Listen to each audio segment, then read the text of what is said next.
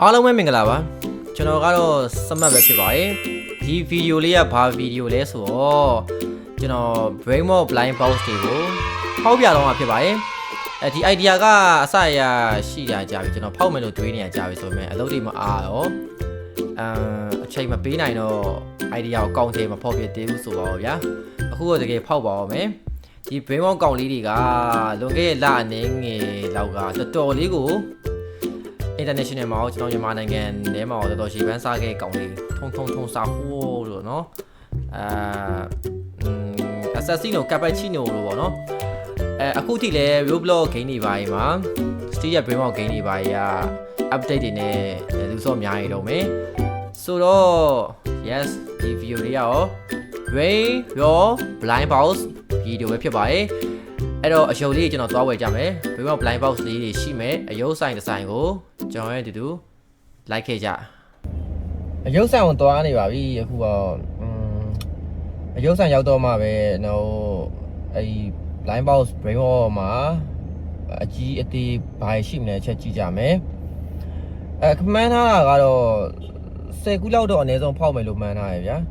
15ခုလည်းဖြစ်ရင်ဖြစ်သွားနိုင်တယ်ပေါ့လေချက်ကြည့်ပြီးတော့အဲ့တော့အများကြီးဖောက်ကြပါမယ်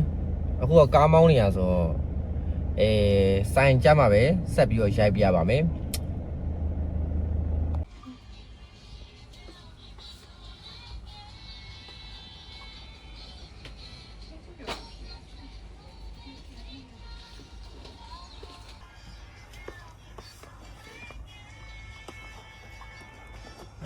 切不了东西了，这个。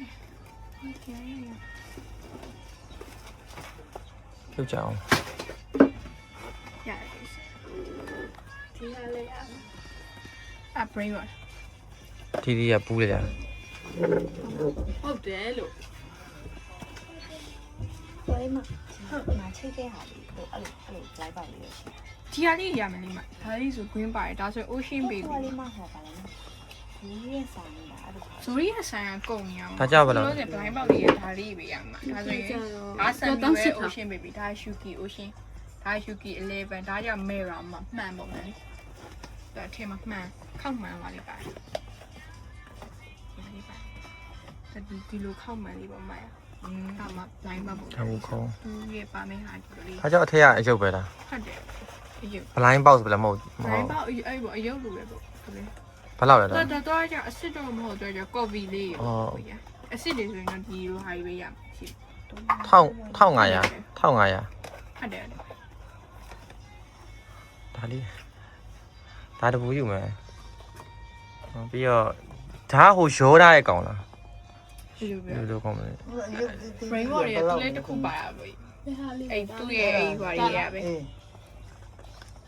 ဒီကောင်နေလေးရပဲတစ်ခုပါ အော်အဲ့လိုမျိုးအားကြောင့်အတန်မပေါအောင် မပါဘူး ဘာလဲဘူး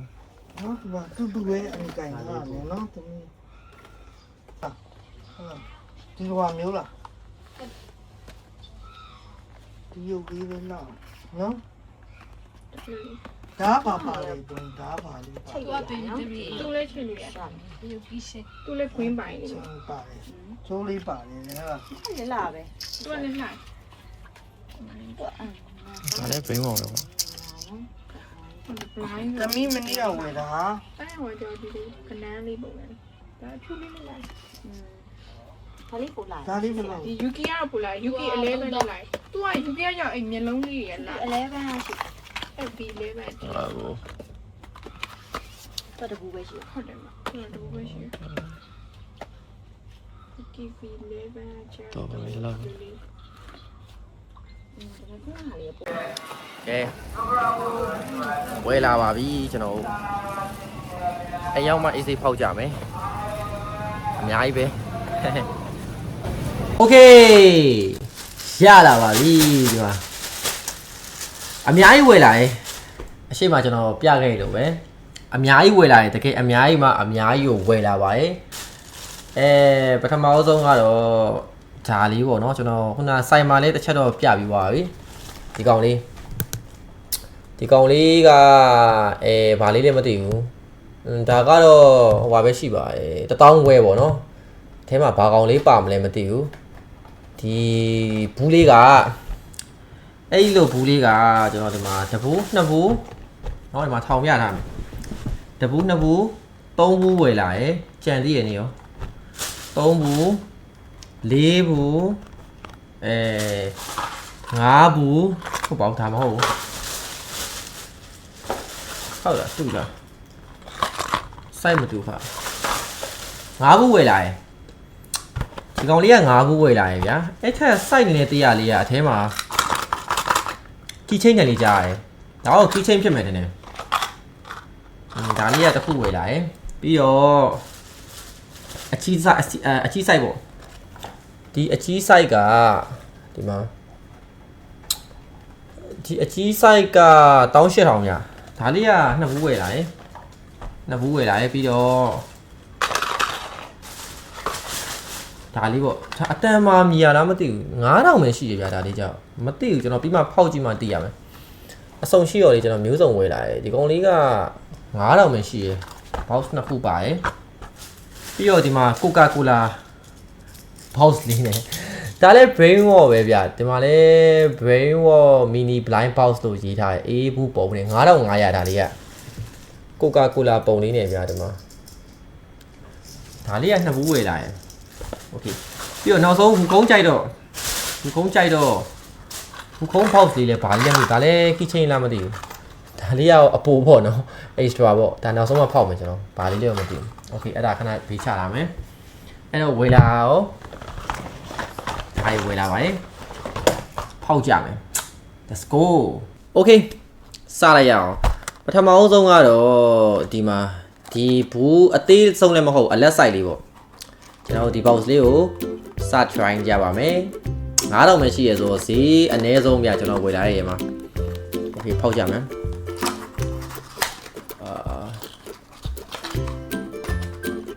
ဘာကောင်းလဲမသိဘူးဟုတ်ပြီတစ်ထပ်ခံထားတယ်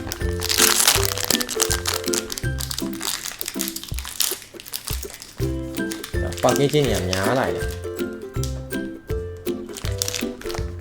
Figo Camalo Buffalo Fadalo ဟုတ်လားမသိဘူးနာမည်ရောမှားနေလားမသိဘူးဒီမှာချစ်စရာလေးဗျာတော့ဘာသားနဲ့လောက်ထားရတယ်မသိဘူး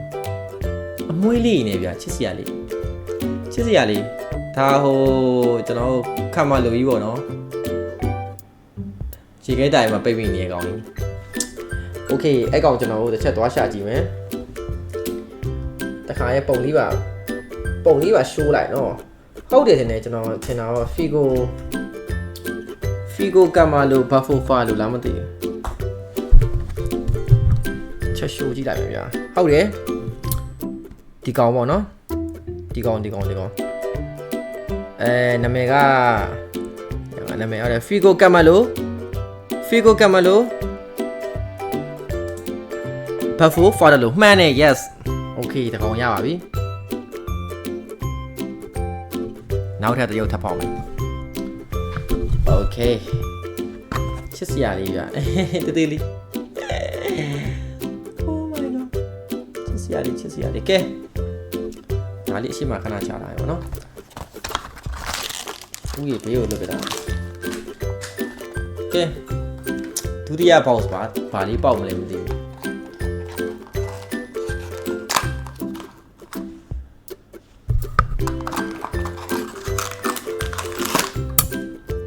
အိုးချိုးလေးပါတယ်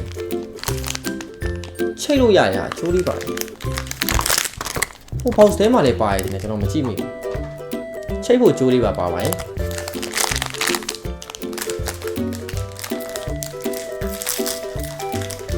ဘာကောင်လေးဖြစ်မလဲလို့ bro ဖတ်တာပဲဟုတ်တယ်မလား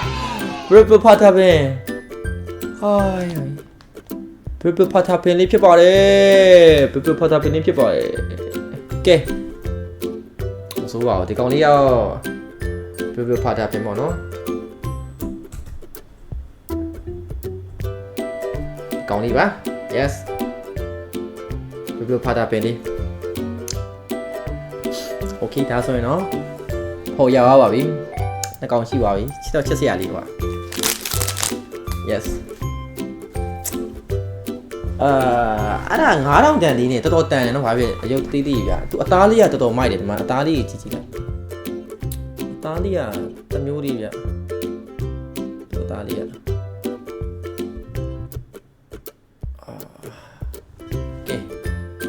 9000တန်တော့ဒီနှစ်ယောက်လေးပဲပါတာဆိုတော့ကျွန်တော်တို့ကီချင်းလေးတွားကြမယ်ကီချင်းကဒီတပူးရဲ့ပါကီချင်းလေးကဒီတပူးလေးရဲ့ပါတာသူကအတန်ပါတယ်ဒီမှာအတန်ပါရရေးထားတယ်1000ဝယ်ခောက်ကြမယ်โอเคပါကီချင်းလေးပဲဖြစ်ပါတယ်ခောက်ကြည့်ကြမယ်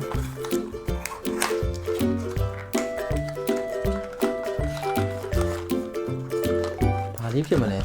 လုံးလေးကွာအောက်ကနေပြီးတော့အပေါက်လေးလည်းပါတယ်ဘာလေးဖြစ်မှန်းမသိ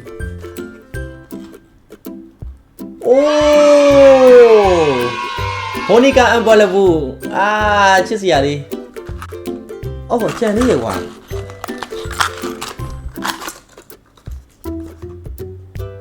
ကတ်လေးလည်းပါတယ်စတစ်ကာလေးတင်နေဒါဘောနီကာအမ်ဘာလဘူပါเนาะကျွန်တော်တော့မပြတော့ဘူးဒီမှာပုံလေးပါပြီဒါဆိုဒါ Brainwall boss ကြီးကွာ final boss okay ဒါ sticker လေးလည်းမသိဘူး sticker မဟုတ်ဘူးကွာကပ်ပြားလေးပဲကပ်ပြားလေးပါမယ်ပြီးတော့ဒါလေးကဘာလဲမသိဘူးကျွန်တော်ဒီနှစ်ခုချက်ရမယ်တဲ့အတန်ပါရလို့ပြောတာ6တော့ပြောင်းနေနော် key chain ဆိုတော့key chain ညဒီမှာပြန်ချက်ရမှာkey chain ချိတ်ဖို့နေရာလေးပါမယ်ဆိုတော့ဒီမှာချိတ်ဒီမှာတွေ့ပြီ okay key chain ရဒီမှာချိတ်ရမယ်အဲ့ဒါလေးကိုဒီမှာ6တော့ကဒီမှာ6တော့ကအဲ့6တော့မှာလေးလို့တက်ရမှာရပါပြီကျက်စရာလေးအတန်ပါတယ်နှိပ်ကြည့်အောင်ဆွဲရအောင်ဟောโอเคအတန်ပါတယ်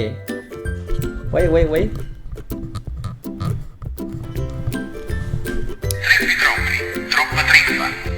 အော်တခြား Brainwall တိုင်နေပါတယ်မိုနီကာအမ်ဘာလာဘူးယာချွပါဒီကောင်တော့မဟုတ်ဘူးဒါပေမဲ့အတန်ရောထည့်ထားတာတော့မသိဘူးโอเคဒါလေးရောက်ချစ်စရာကောင်းပါတယ်1000ခွဲဆိုတော့တန်လေးပါပါတယ်ဗောနော်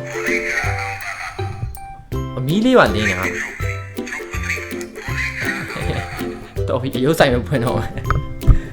โอเค3កောင်ရှိပါပြီအဲ့တော့ကျွန်တော်တို့ဒီ3မှုသွားကြမယ်3မှုကဒါလည်း1000ဝယ်ပဲဗျာဘာလဲတော့မသိဘူး let's go ချမဆုံးတော့တပူးလေးစပြီးတော့ဖောက်ပါမယ်ဗျာ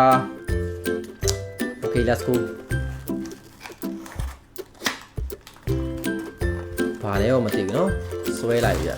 ထုတ်ပါအထဲမှာ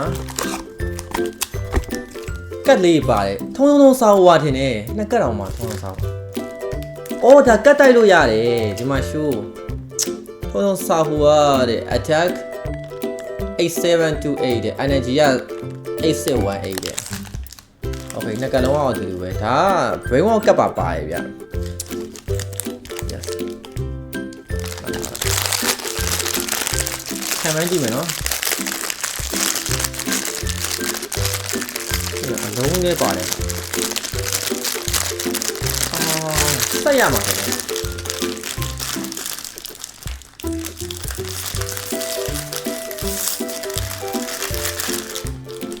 ဟောတာအပြားကြီး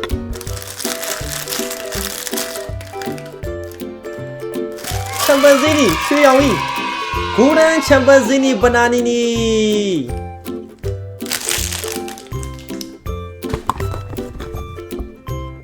ဒီမှာတက်လို့ရတယ်။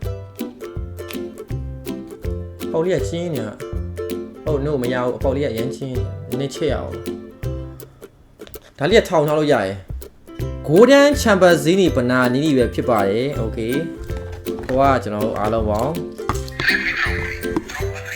ခုနကောင်ရှိသွားပါပြီနော်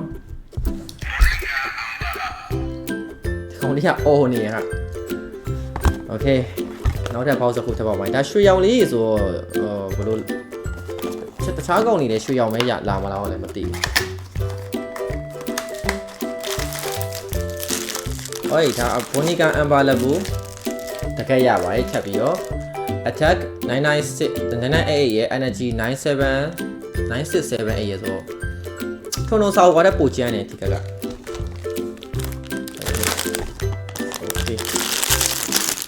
okay ကဲ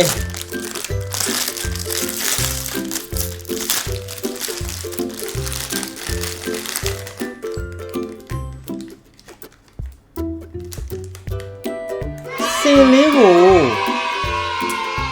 အပင်လေးနဲ့ဆက်တာအမှန်တမ်းပြောရရင်ကျွန်တော်ဒီကောင်းနာမည်မသိဘူးသိလို့ရှိရင် comment မှာရေးပေးခဲ့ကြပါဦးဒါဘာကောင်လေးလဲဒါဘာကောင်လေးလဲအကောင်တိုင်းအောင်ရွှေရမဟုတ်ဘူးဗျဒီကောင်ကတကယ်ရှားပါပဲเนาะ golden chimpanzee ဘနာနေဒီကောင်လေးကဘာကောင်လေးလဲကျွန်တော်ရှားလာအောင်မယ်သူက elephant နဲ့ tree နဲ့ဆက်ထားတာเนาะ elephant နဲ့ tree နဲ့ဆက်ထား elephant tree လို့ရှာလိုက်ရင်ကောင်းမှာတယ် tree elephant မို့ elephant tree တော့အေးပါ elephant tree ဒီကောင်လေးက level လာမဟုတ်ဘူးเนาะ level လာ6တော့တစ်ချောင်းနဲ့ဒီလိုမဟုတ်ဘူးဒါပေမဲ့ level လာတစ်ကောင်ပဲရှိရတလား level လာပဲထင်တယ်တခြားအဲ့လိုစင်နဲ့ဆက်တာမရှိဘူးကွာ level လာပဲထင်ပါတယ်ကွာ level လာခေါင်းအောင်စင်ခေါင်းဖြစ်ရမှာเนาะအပင်မပါရဘူးဒီလိုကောင်းလေးကွာဒီလိုကောင်းလေးဒီမှာဒီကောင်းလေး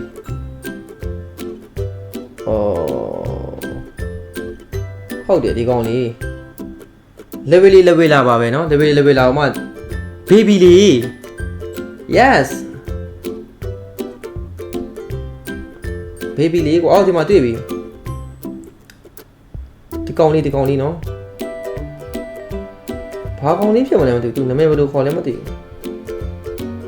New Italian Brimo Animals ချစ်စရာလေး Okay ကျွန်တော် baby level လာလေးလို့ထင်တာပဲဗျခေါင်းကနှစ်မောင်းနေအောင်စင်ပုံစံပဲဆိုတော့အဲ့တော့မဟုတ်ဘဲနဲ့နာမည်သိရယ် comment မှတ်ပေးခဲ့ကြပါဦးဒါဘာကောင်လေးလဲကျွန်တော်လည်းမသိအဲ့တော့9ကောင်ရှိသွားပါပြီ9ကောင်ရှိသွားပါပြီနောက်တစ်ခုဆက်သွားပါမယ်နော်ကက်ကတော့3ကက်ရှိသွားပြီနောက်ဆုံးဘူးကတစ်ကက်ပဲပါတစ်ကက်ပဲပါရပြ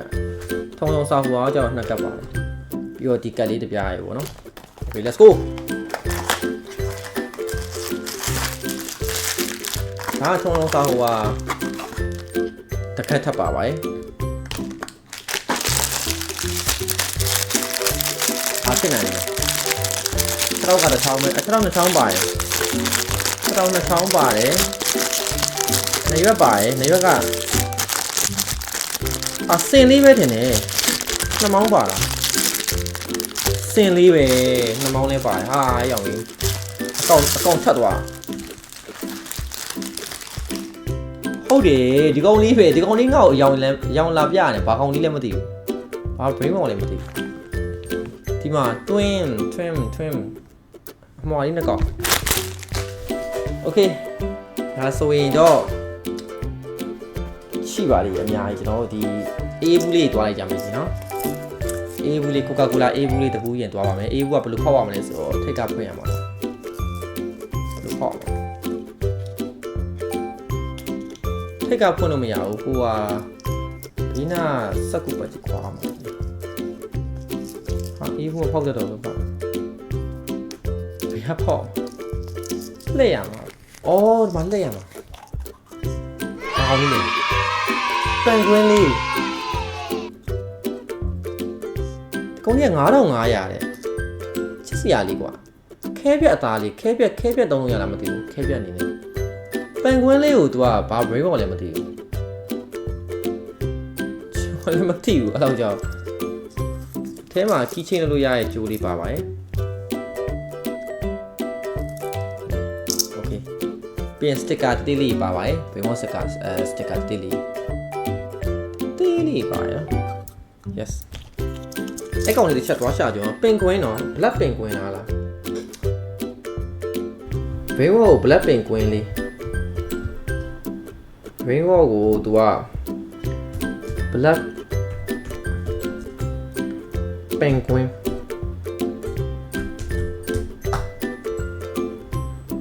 ဘာကောင်လဲမသိအောင်ဒီမှာဒီကောင်လေးကွာတပုံစံနဲ့ပဲနော်ဟာဘာကောင်လဲ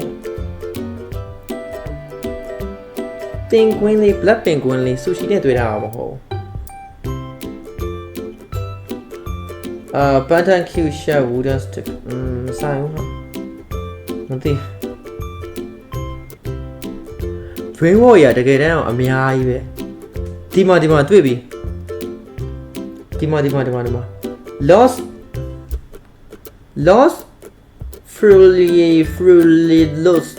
lost frulidos Dyson blah blah blah လို့ခေါ်ရပြအဲ့တော့ဘာလဲမသိဘူးနော်ဘယ်ကနေမရတည်ရတိုင်းဦးကြောင်ကြောင်နေဆိုโอเคကဲဒီကနပြပိတ်တာပဲ1 2 3 4 5 6 7ခုနကောင်ရှိပြီနောက်တစ်ခုဖောက်ပါမယ်အပါလေထွာလာလေးရောထွာလာလာထွာလာလေးရောထွာလာလာထွာလာလေးရောထွာလာလာဟာကျွန်တော်3ကြောင်းနဲ့ငမန်းလေးပါဗျာကီးချင်းလို့ရရဲ့အဲမှာကျိုးလေးပါရဲ့Rainbow sticker လေးပါမယ်ဒီမှာ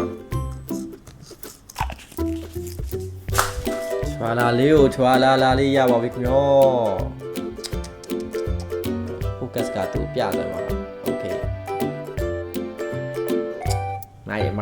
မိုက်ဟုတ်ဘူးကြံလေးရဲ့ငါလေးဘူးယူလာ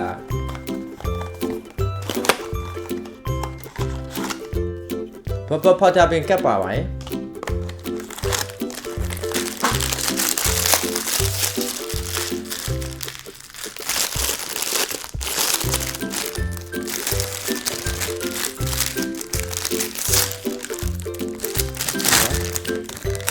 ဘိုဒီကအမလူကြီး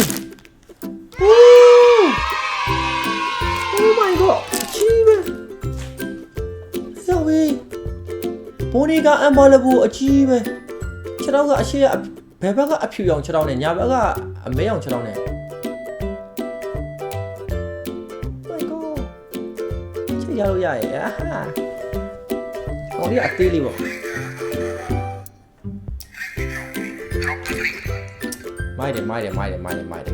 မိုက်တယ်တကယ်မိုက် share ပဲဒီကောင်ကြီးတော့အကြိုက်ဆုံးပဲအကြိုက်ဆုံးဆိုတာ quality တော်တော်ကောင်းတယ်ကောင်းလားတော်တော် quality ကောင်းတယ်အဲ့တော့ကြီးဆုံးနှစ်ပူပဲကျန်တော့18000ဈေးကြီးဆုံးနှစ်ပူပေါ့အဲ့တော့ဈေးကြီးဆုံးနှစ်ပူမှာဘာတွေပါလာမလဲကျွန်တော်တို့စက်ပြီးတော့ဖောက်ကြည့်ကြတာပေါ့ဗျာ okay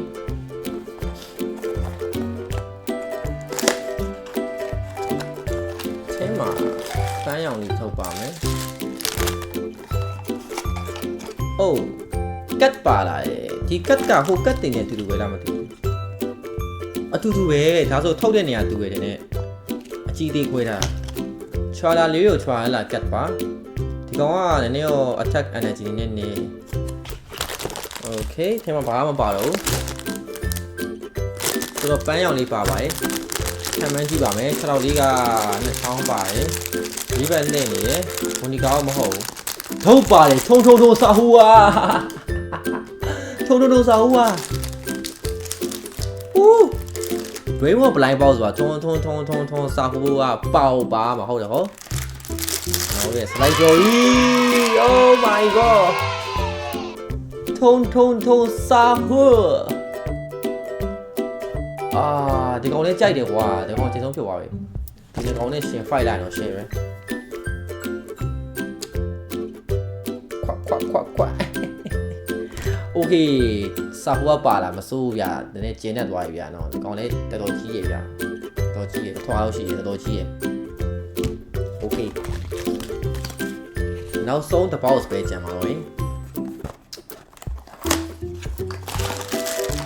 တက်ကောဘာဖတ်တာပြန်ပါပါတယ်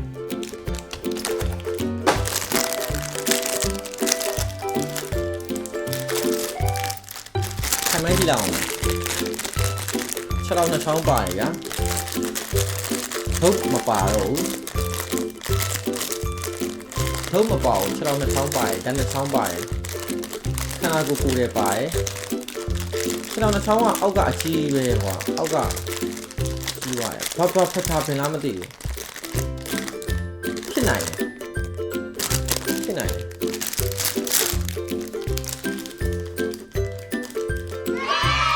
ဟုတ်တယ်ဘာဖတ်တာပဲနှစ်ကောင်ဖြစ်သွားပါရဲ့ဒီမှာ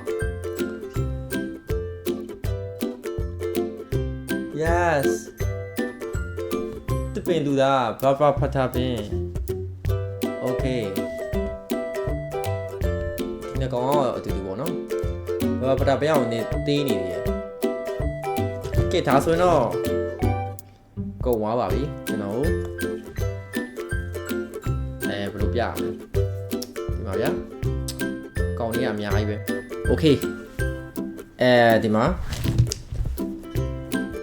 ထုံစာဟိုဒီ baby level လာရှိမယ်ပြီးတော့ဘာဖတ်တာပဲ Monica Ambalabu နောက်ထပ်အသေးလေးတစ်ကောင်ဒါလေးရနှစ်ကောင်လေးโอเคgolden chimpanzee ဘနာနီနီပါမယ်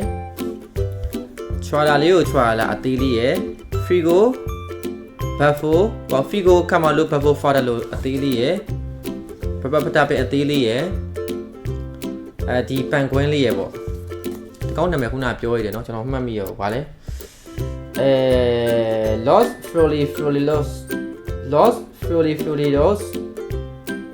Tyson blah blah blah okay ပြီးတော့ကပ်ပြားကဒီမှာကပ်ပြားက5ကပ်6ကပ်ရတာပါ9ကပ်เนาะကပ်ပြား9ကပ်ပါမယ်စတစ်ကာလေးကဒါအသေးလေးကနှစ်ခုเนาะပြီးတော့ဒီအပြားလေးတစ်ခုရယ်โอเคထားပါပဲเนาะနောက်ဆုံးဒီခုံးလေးကြံပါသေးတယ်ခုံးလေးဆက်ဖောက်လိုက်ပါဒီခုံးလေးနောက်ဆုံးဒါလေးက bonus ပေါ့ဗျာ bonus သူကဒီမှာဒါလေးကိုပြထားတယ်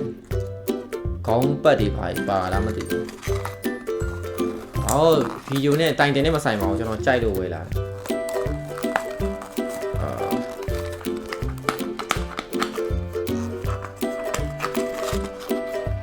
ကြိုက်လို့ဝယ်လာပါဗျာခင်ဗျာ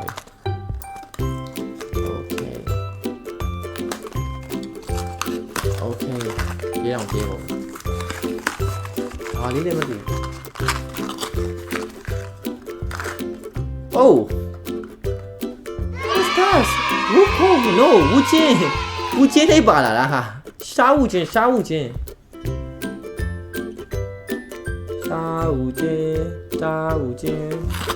focus ကပြတော့ရှားဝူချင်းအစိုးသူ့ကွက်တဲ့တူပေါ့နော် okay ဝူကုန်းပါမှာပေါ့ဒါလေး key chain လေးပဲ key chain ချိတ်လေးပါတယ်ဒါလေးပါဒီမှာထားလိုက်မယ် okay ဒါဘာ chimpanzee နေရဟာကဲပြီးဆုံးသွားပါပြီဗျာဒါတော့ကျွန်တော်ဝယ်ခဲ့ line box တွေအကုန်လုံးပဲဖြစ်ပါတယ်ဗီဒီယိုလေးကတော့ဒီလောက်ပါပဲသဘောကျမယ်လို့မျှော်လင့်ပါတယ်နောက်ထပ်ဗီဒီယိုတွေမှာပြန်ဆုံကြပါမယ် channel လေးကို subscribe မလုပ်ရရင် subscribe လေးလုပ်ပေးသွားကြပါဦးဗီဒီယိုလေးကို like လေးတယောက်ချက်နှိပ်ပေးတော့ကြပါဦးကျေးဇူးအများကြီးတင်ပါတယ်ကျွန်တော်အောင်ဆက်မှာပါတဒါ